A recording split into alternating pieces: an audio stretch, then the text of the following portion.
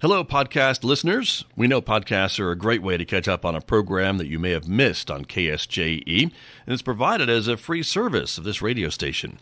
But you know, KSJE is now listener-supported, and so while you enjoy this podcast, we hope that you'll also take some time to join KSJE.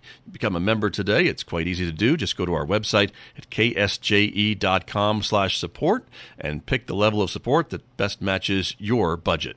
Thanks again for listening. Here's your podcast.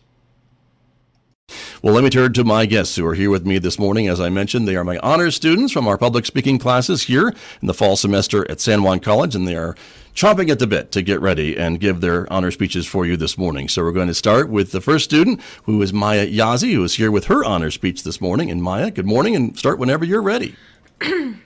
Okay, hi.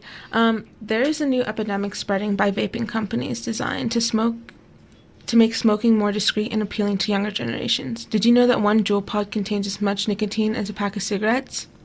Even with the shocking new reality that young teens in this society face, they knowingly poison their bodies because nicotine got a new upgrade. It's more fruity, easy to smoke, and not to mention how addictive it is and harmful to you. Juuls not only take control of the youth by its addictive chemicals, sleek design, and fruity choice, but as well as the unknown long-term effects, which is why I've chosen this topic. Over time, smoking has slowly been declining, but with the invention of juuling, smoking has become much more accessible, and the Juul rose tremendously in 2018 among young people. A majority of those who've never smoked a Juul or an e-cig have reported that they were younger than 18 years old when they first tried it, and its popularity with friends and the availability of flavors is one of the top reasons for using it, according to Truth Initiative surveys. They are deviously deceptive to be harmless and not addictive just because they have nice flavors and fancy names. The company had even changed its names to hide the appeal to the youth. In the earlier years, some of you might recall the name Cool Cucumber changed to Cucumber, and then eventually they only started to sell mint and menthol pods to change the demographic, or at least to put up the illusion they had changed it. The addictive nicotine isn't the worst part. The other dangerous chemicals in Juuls can cause serious health problems in the future. Regular tobacco cigarettes contain 7,000 chemicals, many of which are toxic. While we don't know exactly what chemicals are in e-cig, they're only 5% nicotine, so the other 95% of the mix is unknown. Man-made chemicals designed for anything but ingestion. Propylene glycol and glycerin are one of the two most commonly used chemicals found in vaping juices and Juul pods. These chemicals are found in soaps, fog machines, and even antifreeze. Most people would end up in the hospital if you even ingest a high enough level of either of those. Yet many people still think it's alright to discredit the science just for 5 seconds, just to get a high. That's something that will cost them for the rest of their lives. Over the years, other adults have been suspected of being more susceptible to other forms of addiction. Statistics show that many young adults who are exposed to harmful substances like tobacco and alcohol usually progress into long-term usage of those or other dangerous substances. In a short 3-year period from 2005, 2015 to 2017, Juul has transformed from a little-known brand to minimum sales to the largest retail e-cigarette brand in the U.S., lifting sales of the entire e-cigarette category, according to the BMJ journals. They have not only brought themselves up, but they have made vaping easy for young adults to get a hold of and fall into the trap of addiction. Teenagers love substances that are easy, quick, and small. With the sleek device, they knew that Juuls would blow up with the younger generations, and just as substances have always done, people have always become addicted to them. The reason I'm talking about this specific topic today is because a close friend of mine has already begun to show problems with her health due to harmful chemicals. She started juuling last year, and she started to show symptoms that were unheard of. She has chronic urticaria, and that is when hives appear in your body from producing too much histamine, which is another word for when your body has an allergic reaction. Oddly enough, many people report cases of this after being exposed to vaping and juuling. The saddest part is that this is one of the lesser side effects of juuling. Some teenagers even have seizures and end up in the hospital. This is why I've researched the dangers of juuling for the past 6 months, because it has many unknown conditions. So let me leave you with this. My friend still hasn't received any medical help or an actual complete diagnosis.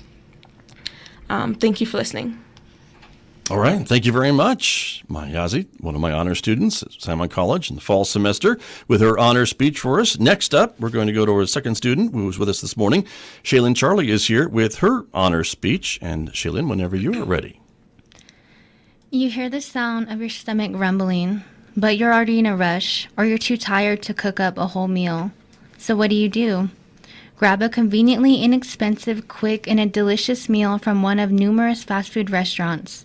I have been studying this topic for just over a week now, and according to the National Center for Health Statistics, in 2016, more than 1 in 3 adults consume fast food on a given day. It isn't just lack of control or convenience that keeps people going back to fast food restaurants. Fast food is engineered to be addictive due to its high salt, fat, and sugar content. It's inexpensive, which allows it to be everywhere, and the media markets it in a way that works. First, fast food has high amounts of salt, sugar, and fat, which are addictive substances.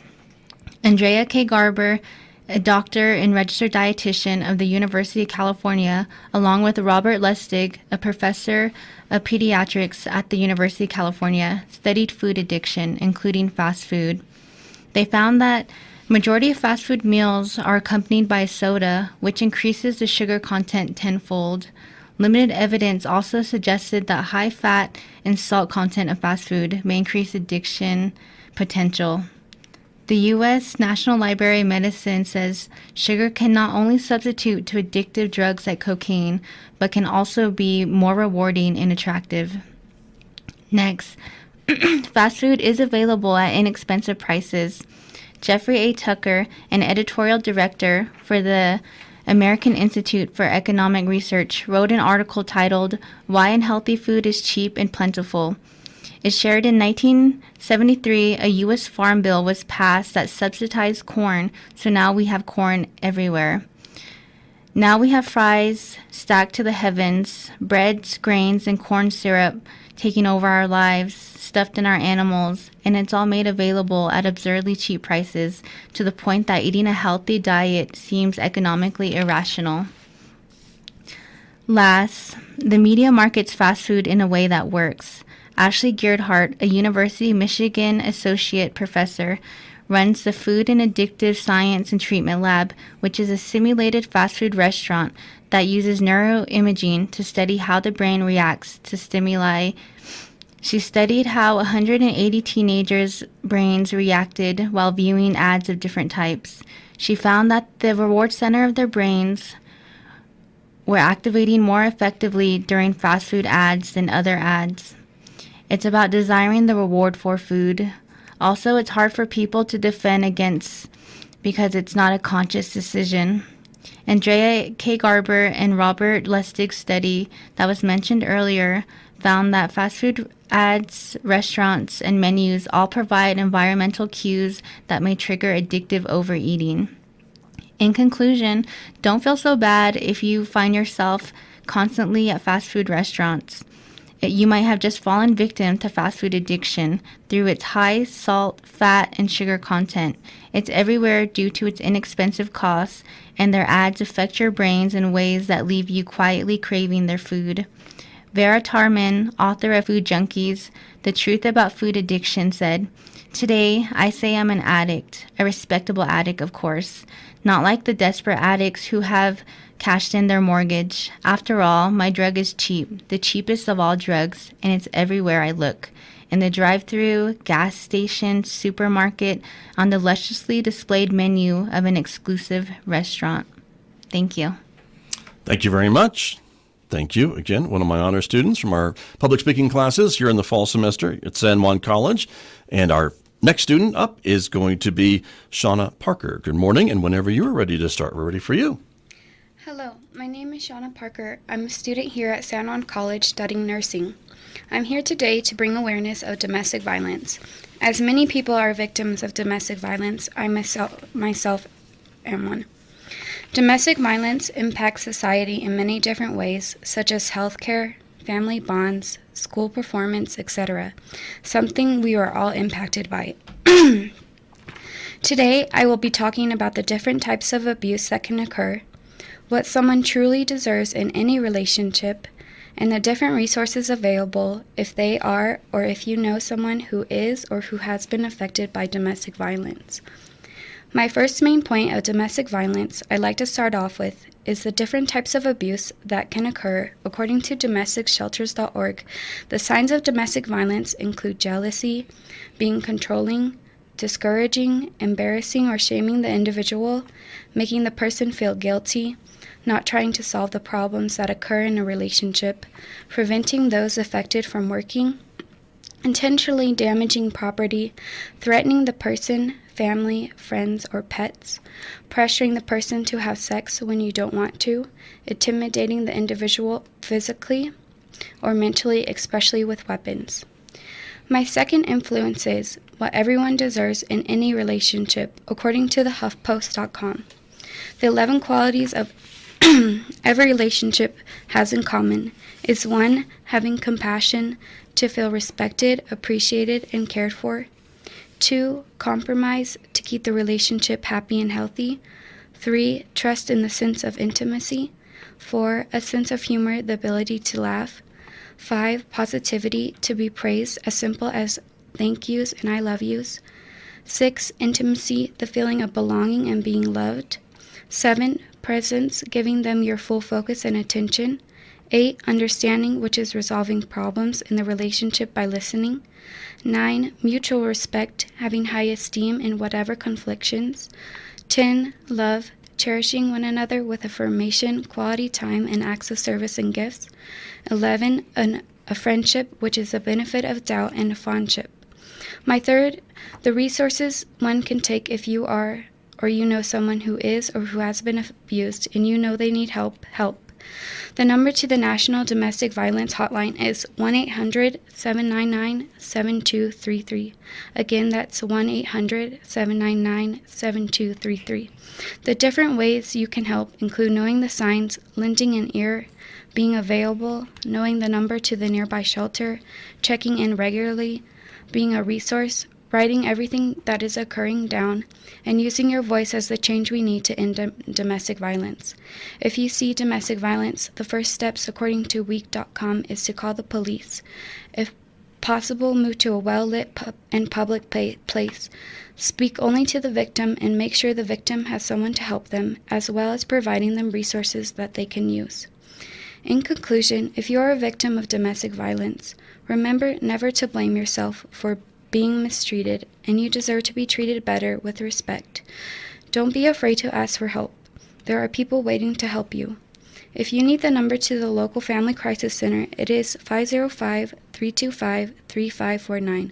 They also offer a local hotline, and the number to that is 505-564-9192. Thank you so much for your time and using your voice to help end domestic violence. Shauna Parker, thank you very much. Good information. My honor students from San Juan College here. We're going to take a short break. There's more coming up in just a moment, everyone. This is KSJE.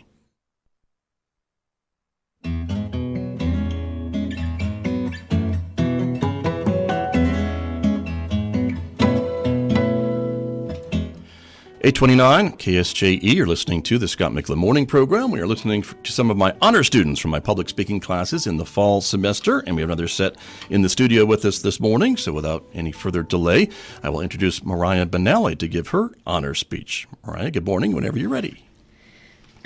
Hi, good morning, everyone. My name is Mariah Benally, and today I will be informing you about psychological tactics that are used in business marketing. So I would like to ask you guys a question of whether an advert has drawn your attention to a product because of the way marketers have displayed it. You may have seen an ad that showed pictures of sad cats and puppies, a brand new car, etc. Well, I've shown interest in working within marketing, and I've wondered how adverts have affected people into wanting a product.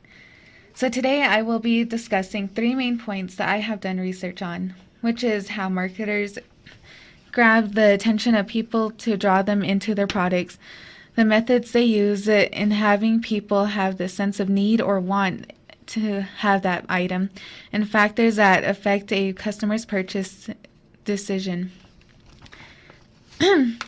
Firstly, how do marketers grab the attention of consumers to draw attention to their product? Well, psychology plays a huge factor when it comes to marketing, because marketers are displaying ads to show how quote-unquote wow their product is. So they would do anything to draw in people's attention to buy their company's product or participate in an organization. Lots of marketers use many tactics that will impact the consumer. According to fastcompany.com, Robert Rosenthal says that marketers use their advertisements to run emotional ideas through a consumer's mind, highlight one's flaws, instilling fear, uncertainty, and doubt. Then that brings me on to my next point on the methods of how marketers target people. So secondly, what are the methods of how marketers target people into having the sense of need or want of a product? It, of course, is targeted on the person themselves, but marketers have special techniques to target their ads towards certain kinds of people and what they do or search on their daily lives. So whatever information your device receives from liking someone's post on social media to searching something you need or want, then your phone stores that information and marketers target their product to you. Christina Newberry from Hootsuite.com says, to research the compiled data of recent customers such as age, location, language, interests, and stage of life, best of value of a product, competitors within the same market as your business, and they analyze your social media analytics to find information about like your needs or wants and how you would want them. And now on to my third point about factors that affect a customer while making a purchase decision. Customers range from having a child buy a product to older people buying that product also. But the product may have a competition that is more affordable, but the product may not have the same qualities as original. This can affect a customer's decision a lot, because they would have to decide whether to buy the cheap product that doesn't do as much work as the brand name, or the other way around.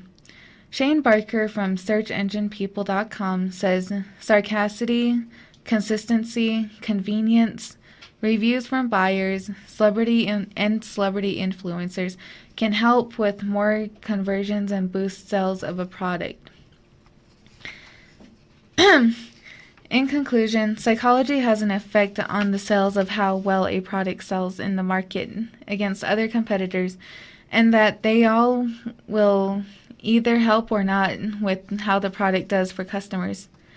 So three main psychological tactics that are used within business marketing is adverts that appeal to emotion, targeting a particular audience from analysis, and how to gain more attention for your product. So next time you show interest in a product, think about the marketing details that go within how and why you chose the product. And that's it. All right. Thank you very much. Thank you, Mariah Benally, one of my honor students this semester here at San Juan College. Thank you. Moving on to our next student who is with us, that's John Billiot, who is here with his honor speech. And John, good morning, and you can start whenever you're ready, sir. Yes, sir.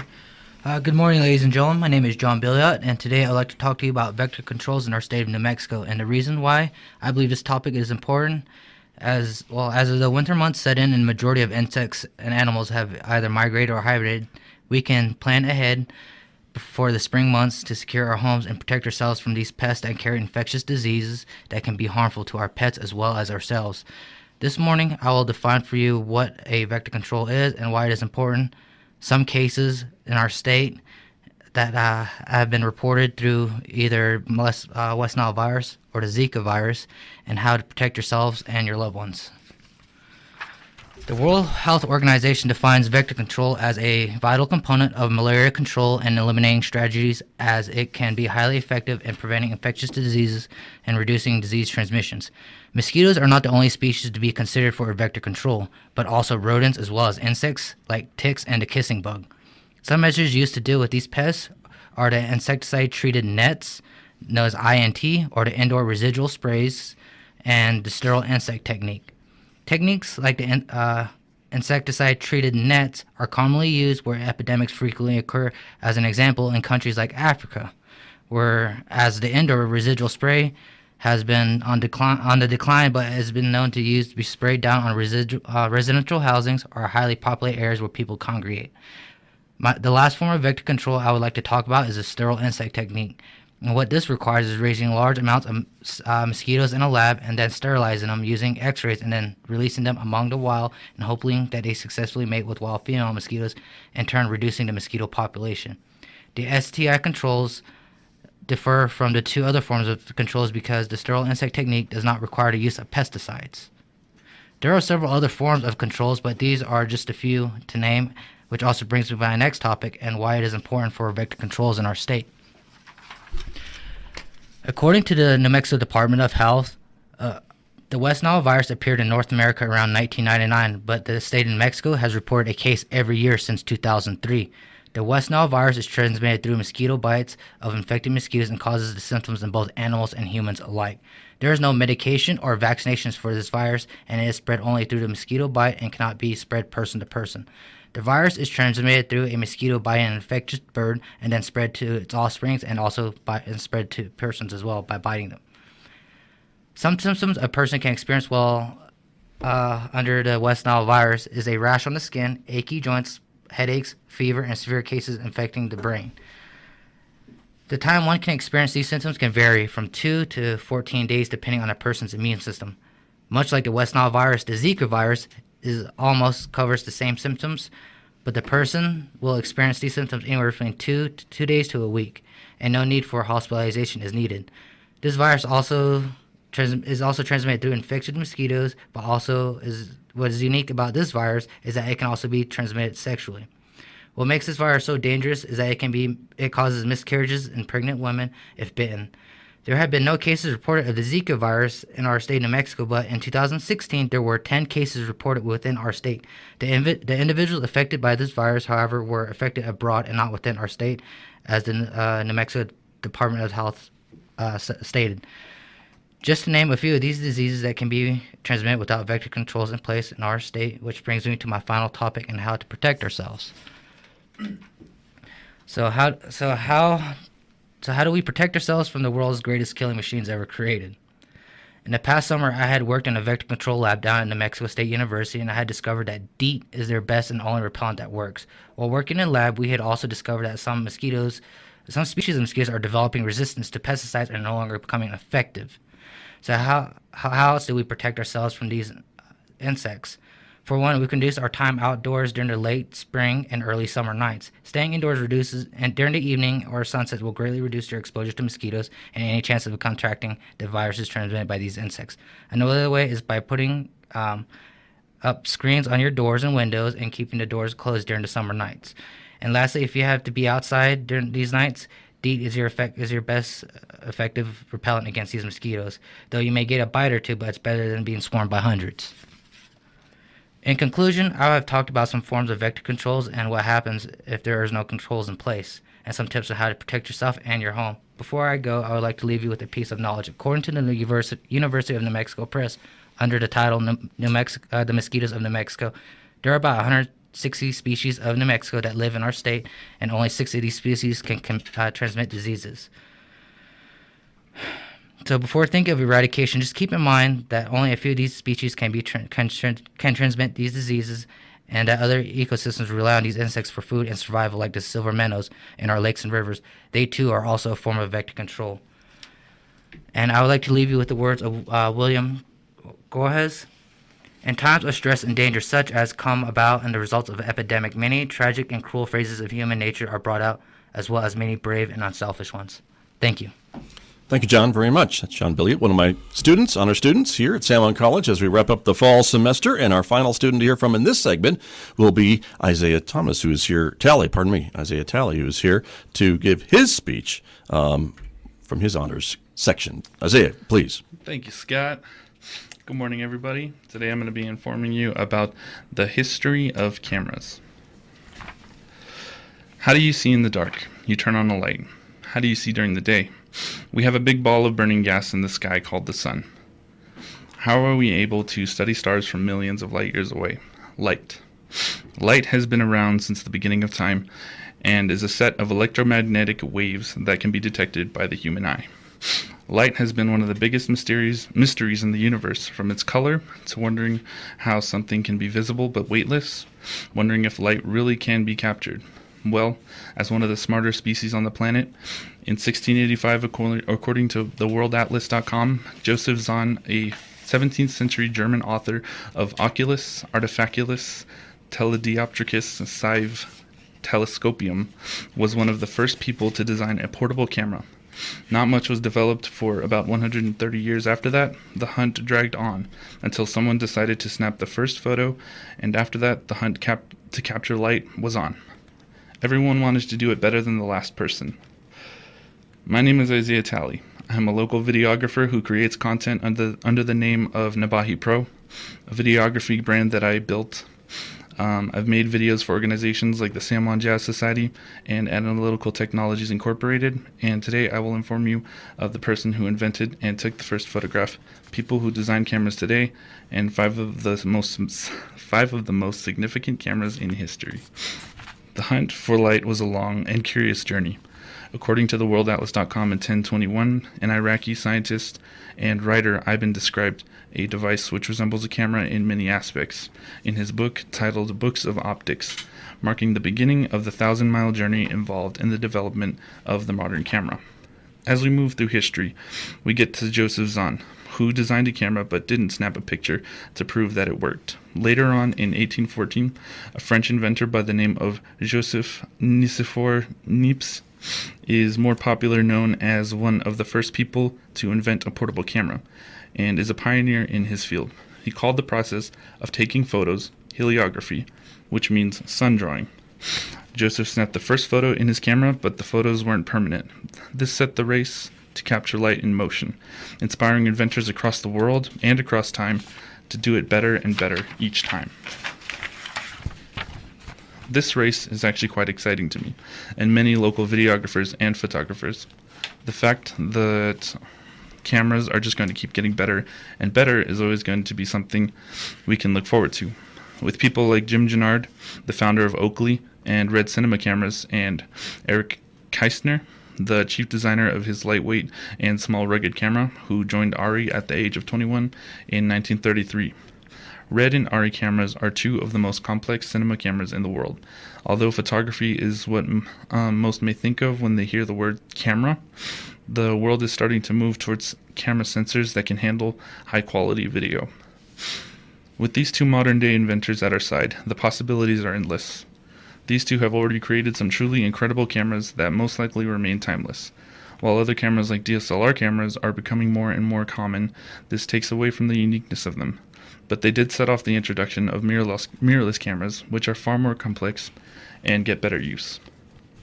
The history of cameras, starting with Joseph Nicephore Niepce's camera.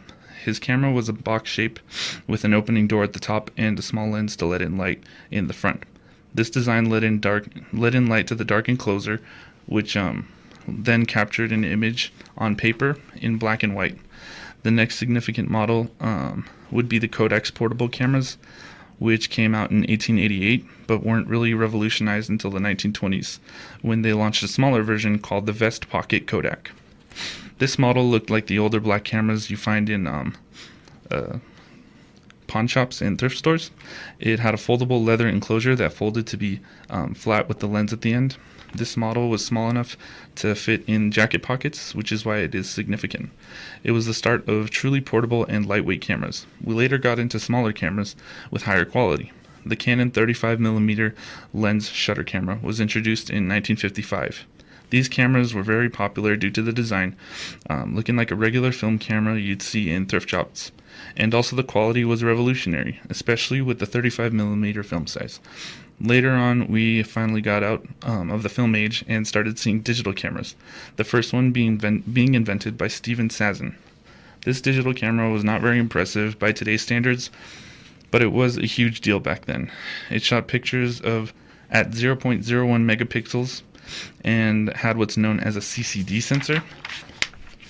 The design was only experimental since Kodak decided not to pursue it.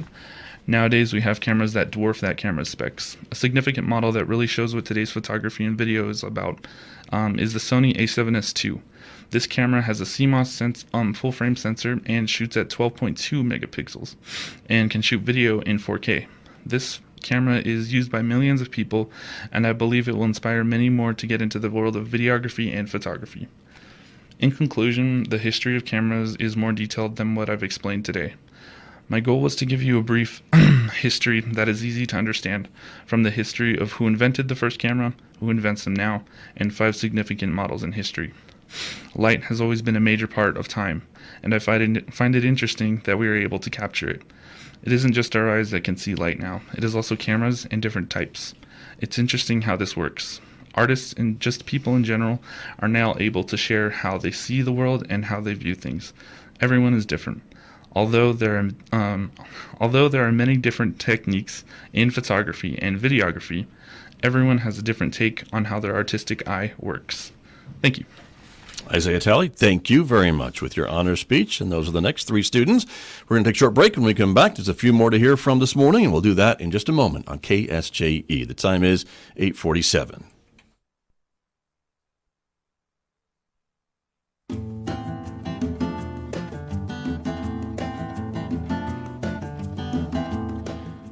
8:49 KSJE. I'm Scott Michlin. We are wrapping up the fall semester here at San Juan College in the next couple of weeks, and so my honor students from my public speaking classes are here this morning to present their honor speeches to the audience. And our final student who's here this morning is Guillermo Paul, who is here to present his speech for us this morning. Guillermo, good morning, and whenever you're ready. Good morning, Scott. Thank you. All right. Have you ever seen your middle school child as maybe a cut above the rest? Words such as accelerated or ambitious? Well, here in Farmington, we have a unique high school program for such a youth, San Juan College High School. Many of you have heard plenty about the school, maybe even here on KSJE. Perhaps you know a student there personally.